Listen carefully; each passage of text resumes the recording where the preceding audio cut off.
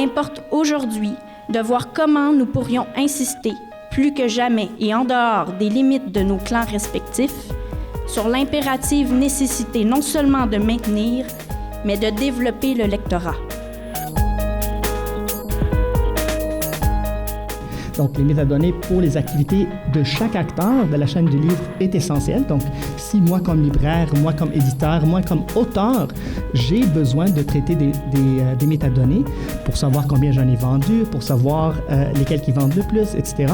Le partage des métadonnées entre les acteurs qui facilite la connexion entre le livre et le lecteur.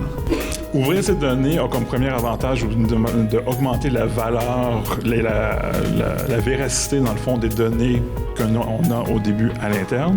Et ça permet aussi par la suite de croiser ces données-là avec des sources externes. Commencer par savoir où sont situées les librairies qui fonctionnent le mieux, qu'est-ce qui sont justement les éléments autour de eux, est-ce qu'il y a des passages de circuits d'autobus, est-ce qu'il y a des pistes cyclables, est-ce qu'il y a d'autres commerces qui sont à proximité qui font en sorte que les gens vont passer par d'autres commerces avant de se rendre peut-être à la librairie, c'est dans leur routine peut-être de la fin de semaine. Donc les données ouvertes, ça permet justement ce genre de croisement-là.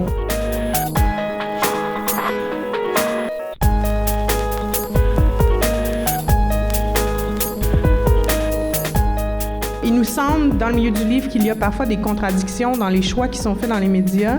Nous aussi, on peut avoir des comportements qui peuvent sembler contradictoires. Entre autres, ce rapport où on veut tout à fait laisser aux médias leur indépendance, mais en même temps, quand on achète de la pub, on voudrait que ça nous rapporte. On a parfois ce discours contradictoire nous-mêmes.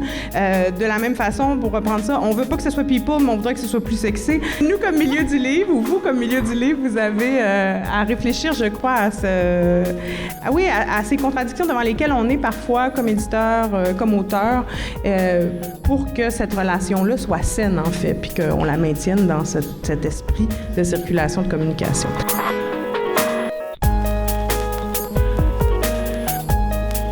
I think what we've learned over the last 20 years is that people are not necessarily looking for that repetition and duplication.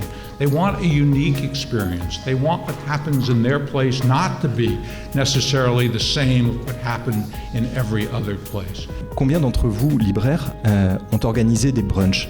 Combien ont organisé des nocturnes? Des choses insolites qui font qu'on n'est plus dans les horaires d'ouverture de son magasin habituel. Évidemment, on organise des rencontres, on organise des rendez-vous où les auteurs vont venir dédicacer, mais ça reste un peu procédurier. Et je pense que ce qui tue les métiers dans lesquels on évolue, et que moi j'observe, c'est la capacité à être pris dans une habitude, pris dans un quotidien qui nous enferme, où on répète des choses en oubliant que c'est la créativité et c'est le goût de l'humain qui va permettre aux gens de vouloir revenir. Juste leur donner envie de réouvrir la porte de la librairie.